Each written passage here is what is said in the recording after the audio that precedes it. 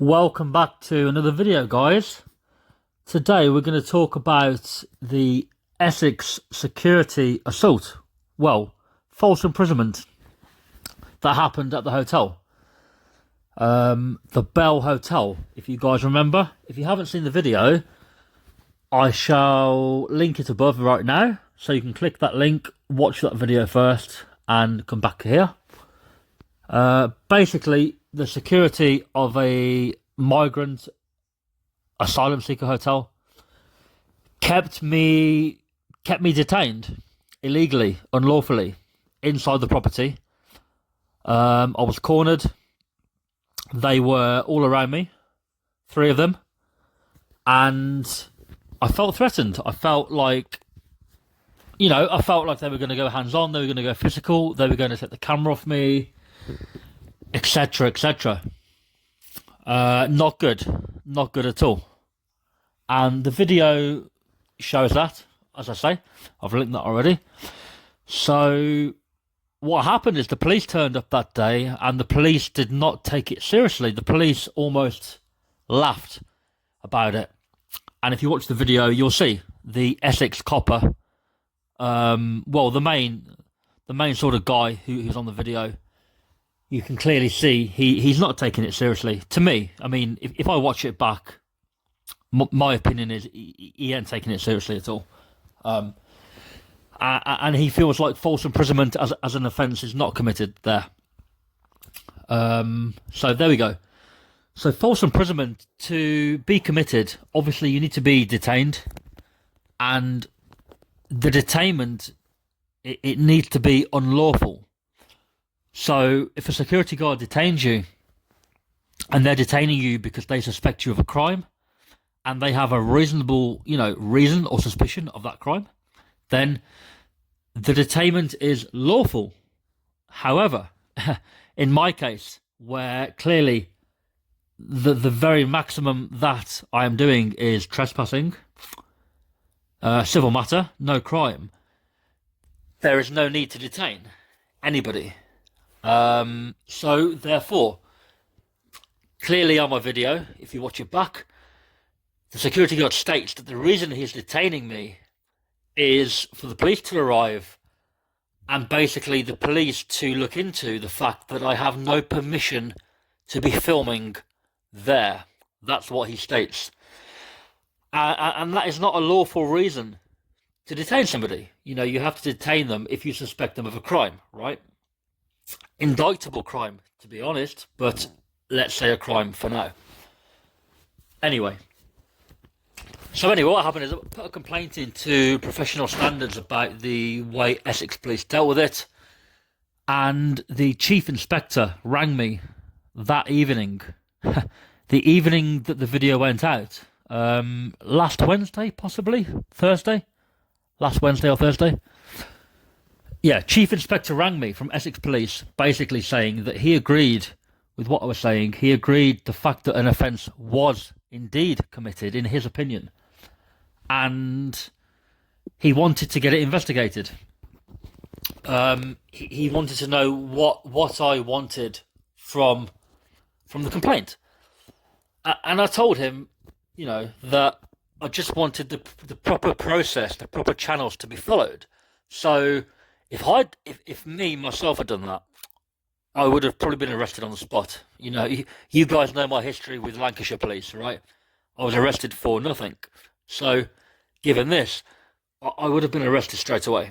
But anyway, I just stated I wanted them to be interviewed under caution, either arrested or interviewed under caution. It's the same thing, essentially. And for them to be held account for that offence, because the chief inspector stated that clearly the false imprisonment offence, in his opinion, probably was made out, but he didn't want to comment any more than that. Anyway, so today, Saturday, I travelled over to Essex, and the reason I travelled over there is I did not want to have a phone call. I wanted to have an in-person statement. So I travelled over to Loughton near Epping, near the Bell Hotel, which is where this incident happened. I met 2 policemen there, and I requested different police than attended the incident due to my opinion. He didn't take it seriously, and I didn't want him to be taking the statement simply upon request. I wanted somebody new who maybe had a little bit of passion for it, a little bit of a heart, and a little bit of a motivation behind the statement, you know, to actually pursue it, rather than somebody just going, okay, fine, you know, if you say I've got to do it, I'll do it, kind of thing. So, went to Loughton, 9 o'clock this morning, quite early. I had to wake up really early for that, drive over there, like 2 hour drive to get to Loughton from where I'm living now. Anyway, gave a statement, and it took about 4 hours, you know. I had the YouTube video up. We went through the YouTube video, and we spoke about what happened. I showed them a few little clips of it. They're not really meant to see it because obviously they're meant to be non-biased, so they have to take the statement from what I say and not from the video. I'm allowed to watch the video and make the statement, but they're not really meant to see the video because they can't be influenced in what they write from the video. They have to listen to me, right? However, he had watched the video prior to the interview, which is perfectly fine, but he just simply couldn't watch it with me whilst making the statement. And there was a brand new officer dealing with it. She was writing the statement on the laptop, and the very experienced PC was basically questioning me to give answers so that she could write it. But she was brand new. Very, very lovely officer. Proper Essex girl, you could say, with the accent. And it was a pleasant experience in terms of giving the police a statement or giving the police anything they need.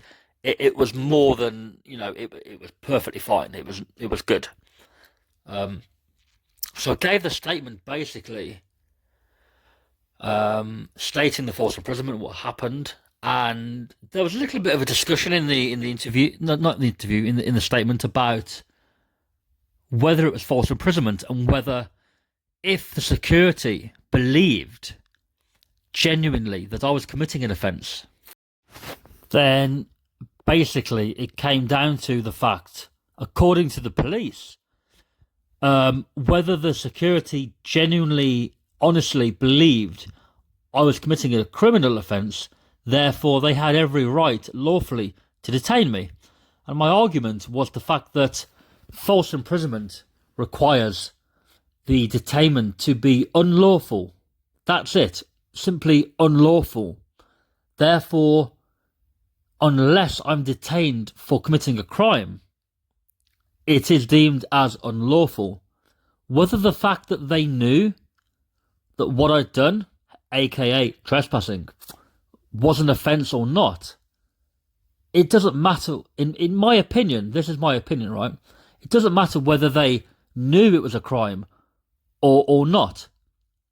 The detainment was unlawful.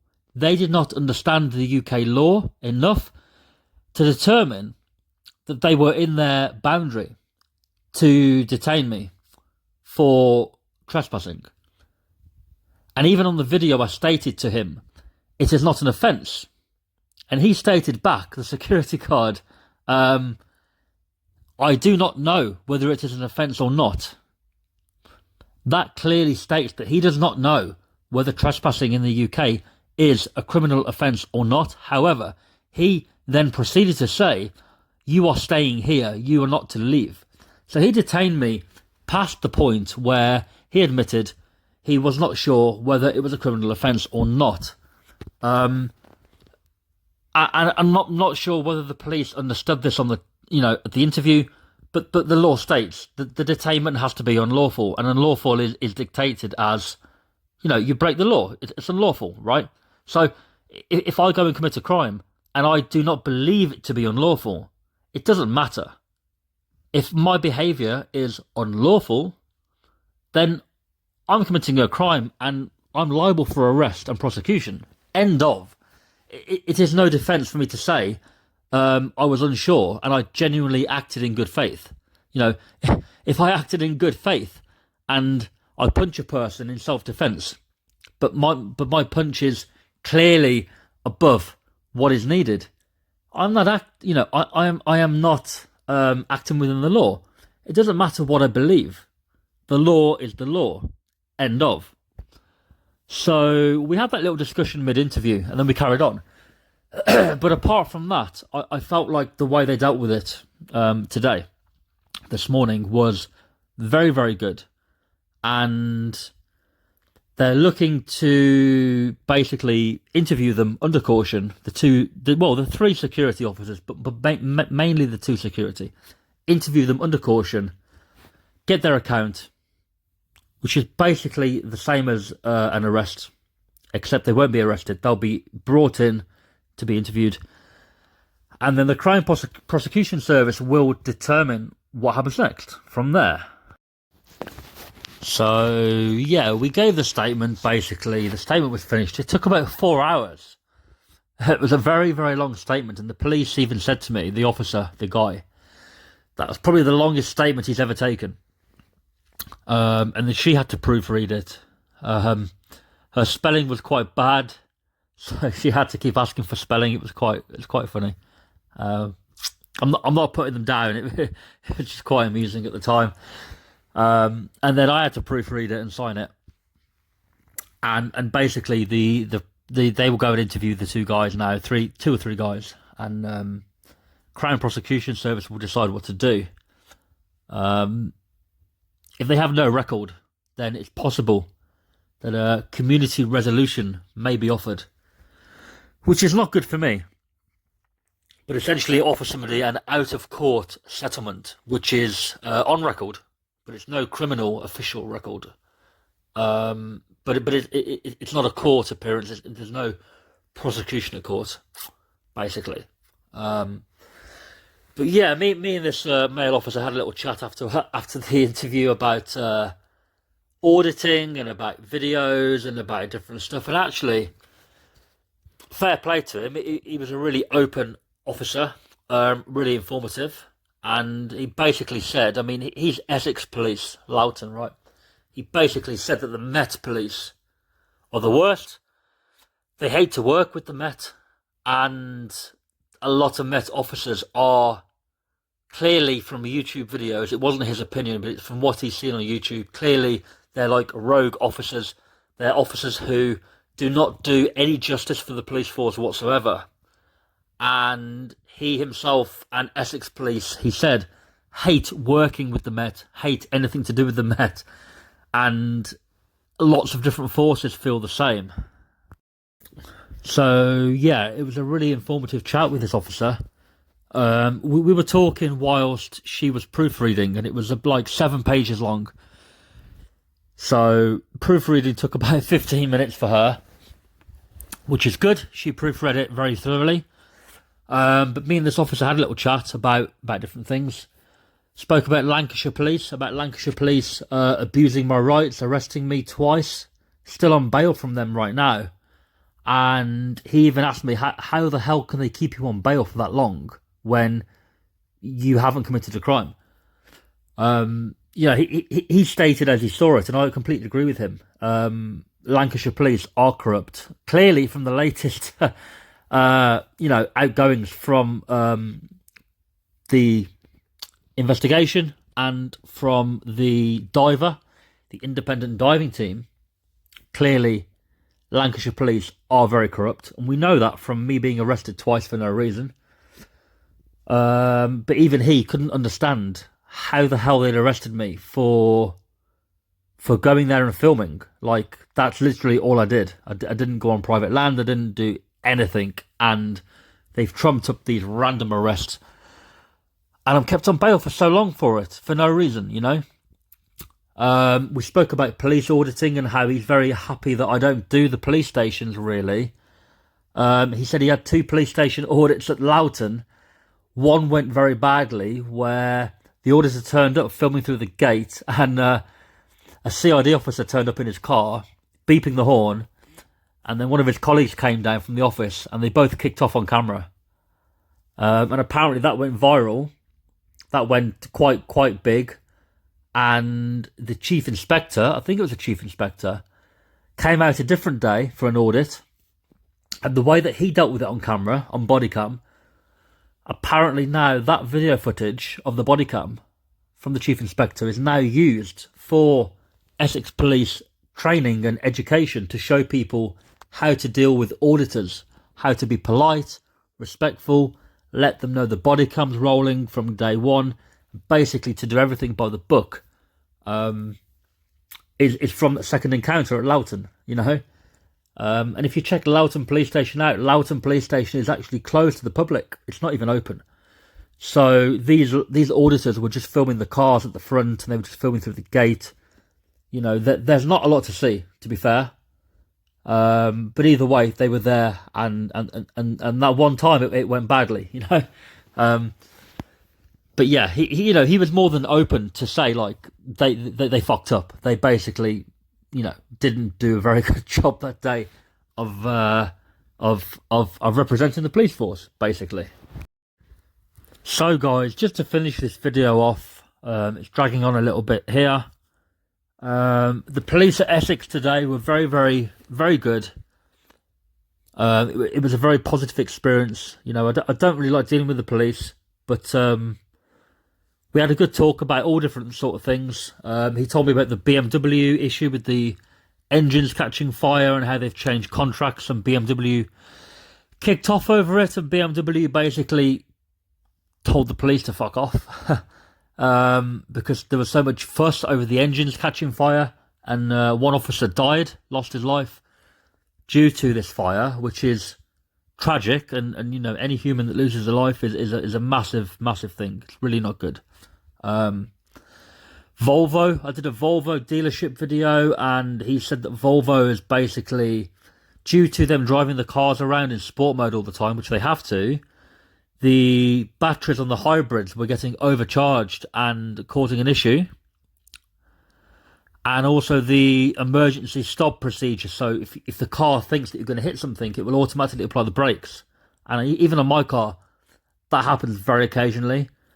And he said, like, with T-Pack and boxing in cars and going 140 miles an hour down in country lanes, that system on the Volvos activates too early. And again, there's issues with police and Volvo trying to liaise something to be worked out. So we had a really, really interesting chat about different cars and police forces and how they, you know, issues they've got. It was quite positive in that respect. But relating back to the incident, basically he's taken my statement. He's got the video. The video's been uploaded to email via the police system. They're going to interview the two or three people involved, interview them under caution. And he feels like it will be false imprisonment. It needs to go to an official person in CPS to make the decision on what offence exactly will be investigated. But he said more than likely it will be false imprisonment. What will come of it is obviously a different story. But the offence itself should be false imprisonment. And yeah, that's it really. Just giving you guys an update on you know, what's happened. Gave a statement today, and that's it pretty much. Statement's done. It was a very, very long statement. The reason I've explained what we spoke about is because I just want to promote that Essex Police may have dealt with it badly at the time on the video, but today they dealt with it very, very well. Very professional, very informative, and in terms of information given to me about auditors in the past and how this particular officer sees things, I do feel like, for him anyway, you know, he's obviously learnt a lot from different things he's been on in courses and stuff and taught, and I feel like moving forward, hopefully, things with the police and filming will progress to a level where you can go out and film a police station and they're not really going to approach you at all. They may ask a few questions, but that's it. There's no ID demanded, there's no detainment, and there's certainly no arrest. And from what he said, I understood that you know, they understood that. So cheers guys, thank you.